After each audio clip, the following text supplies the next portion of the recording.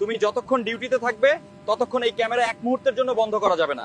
Camera বন্ধ করলে আমি ধরে নেব তুমি লাগেজের মাল সরানোর চেষ্টা করছো। 20 মিনিটের মধ্যে ওই যাত্রীর মোবাইল ফোন আমার সামনে বের করতে হবে, না হলে আপনাদের কারোরই চাকরি থাকবে না।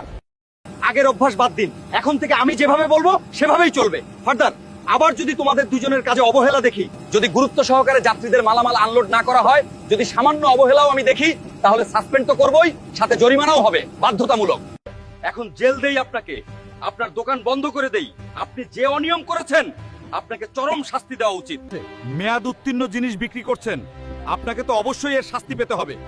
দেখুন, এই ক্যামেরা দিয়ে সার্বক্ষণ আপনাদেরকে পর্যবেক্ষণ করা হবে, তাই আপনারা কর্তব্যরত থাকা অবস্থায় এক মুহূর্তের জন্য এই ক্যামেরা বন্ধ করা যাবে না। এয়ারপোর্টে অনিয়ম নিয়ে মানুষের অসংখ্য অভিযোগ রয়েছে, তাই আমি সর্বোচ্চ ব্যবস্থা গ্রহণ করতে রাজি আছি এই অনিয়ম ঠেকাতে। আপনাকে 50,000 টাকা জরিমানা করুন আর ওনার দোকান বন্ধ করে দিন, এটাই ওনার শাস্তি। স্যার, আমার ভুল হয়ে গেছে, এবার এর মতো ক্ষমা করে দিন। আমার কাছে অন্যায়ের কোনো ক্ষমা নেই, শাস্তি আপনাকে পেতেই হবে। আবারও যদি কোনো যাত্রীর সঙ্গে ন্যূনতম খারাপ আচরণ করতে দেখি, তাহলে আপনাকে সাসপেন্ড করতে আমি দ্বিতীয়বার ভাববো না। এটাই আপনার জন্য শেষ সুযোগ। মনে রাখবেন, আপনার যেটা দায়িত্ব সেটা আপনাকে করতেই হবে, সুতরাং নিজের দায়িত্ব নিয়ে কখনো অবহেলা করবেন না। নইলে খুব ভয়ঙ্কর শাস্তি পেতে হবে, যা আপনি কল্পনাও করতে পারবেন না। তাই যদি ভালোভাবে চাকরি করতে চান তাহলে সব নিয়ম কানুনের মধ্যেই থাকবেন, ফার্দার এই ভুল করার চেষ্টা করবেন না। অনিয়ম, অনিয়ম, অনিয়ম, চারদিক শুধু অনিয়মের আখড়া।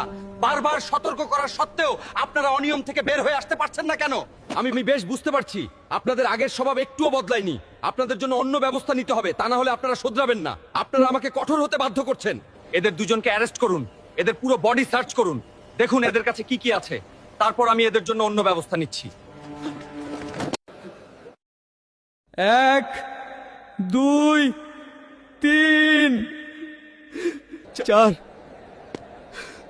5 6 7। আশা করি এই শিক্ষাটা তোমার মনে থাকবে, পরবর্তীতে যেন কোনো ভুল না হয়। ছি, আমার ভাবতেও ঘৃণা লাগছে যে আপনাদের মন মানসিকতা এত ছোট। আমার অধীনস্থ কর্মচারী হয়ে এত বড় সাহস আপনি কিভাবে পেলেন? আমি নিজেই অবাক হয়ে যাচ্ছি। এই ব্যক্তির লাগেজ কে খুলেছিল? তখন কে দায়িত্বে ছিল? আমি এখনই সেই ব্যক্তিকে এখানে। এটাকে নিজের বাড়ি পেয়েছেন নাকি যে যেভাবে ইচ্ছা সেভাবে চলবেন? আপনাদের নামে অসংখ্য অভিযোগ এসেছে। কাজ বাদ দিয়ে সারাদিন আসলে কি করেন? সারাদিন শুধু বসে বসে মোবাইল টেপেন, তাই না? আর কেউ যদি কোনো তথ্য জিজ্ঞেস করে তাদের সাথে কুকুরের মতো আচরণ করেন। এটাই কি আপনাদের দায়িত্ব? আপনাদের দায়িত্বটা তাহলে কি বলেন? নিজেদের কি ভাবেন? হ্যাঁ, এখানে বসে কি মহারাজা হয়ে গেছেন নাকি? সাধারণ জনগণের টাকায় আপনাদের বেতন হয়, আর সেই সাধারণ মানুষের সাথেই আপনারা খারাপ আচরণ করেন। স্যার, একটা শেষ সুযোগ দেওয়া যায় না? আমি সত্যি অপরাধ করেছি, জীবনে আর এমন কাজ করব না স্যার। প্লিজ স্যার, একটু সদয় হন। Sorry, objection overruled. আপনি একজন আইনের লোক হয়ে যে ভুলটা করেছেন এটা ক্ষমার অযোগ্য।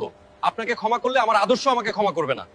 আমার ভাবতেই ঘৃণা লাগে যে আপনাদের মতো রক্ষকরাই যখন ভক্ষক হয়ে যায় তখন মানুষ কাকে বিশ্বাস করবে। এই অবস্থায় আপনাকে ক্ষমা করা সে তো প্রশ্নই আসে না। আপনাকে চাকরিচ্যুত করা হলো। ওয়াশরুমের ভিতরে এত দুর্গন্ধ কেন? মানুষ টাকা দিয়ে ওয়াশরুম ব্যবহার করে, তুমি কি বসে বসে আসা দেখো? সরি স্যার, ভুল হয়ে গেছে, এমন ভুল আর হবে না। সেবা না দিয়ে ব্যবসা করতে বসছো, তাই না? বুঝতে পারছি, তোমাকে পরিবর্তন করতে হবে। তোমার নামে আরো অভিযোগ রয়েছে। তুমি নির্ধারিত মূল্যের থেকে মানুষের কাছ থেকে টাকা বেশি রাখো, নিয়মিত ওয়াশরুম পরিষ্কার রাখো না, আর এর শাস্তি তোমাকে পেতেই হবে। Shut up, nonsense. এখন তোমার এই অনুশোচনা আর মায়াকান্না কোনো কাজে আসবে না। তুমি জেনে বুঝেই অপরাধ করেছো, আর তার শাস্তি অবশ্যই তোমাকে পেতেই হবে। পাশে কত স্বপ্ন নিয়ে দেশে ফিরে আসে, তার পরিবারের জন্য মূল্যবান জিনিস নিয়ে আসে। তুমি কোনো সাহসে তার লাগেজে হাত দিয়েছো। এখন সরি বললেই কি এটা সমাধান হয়ে গেল? ইন্সপেক্টর সাহেব, ওকে নিয়ে যান। আইনের ধারা অনুযায়ী ওর যে শাস্তি প্রাপ্য ওকে ঠিক সেই শাস্তিই দেবেন।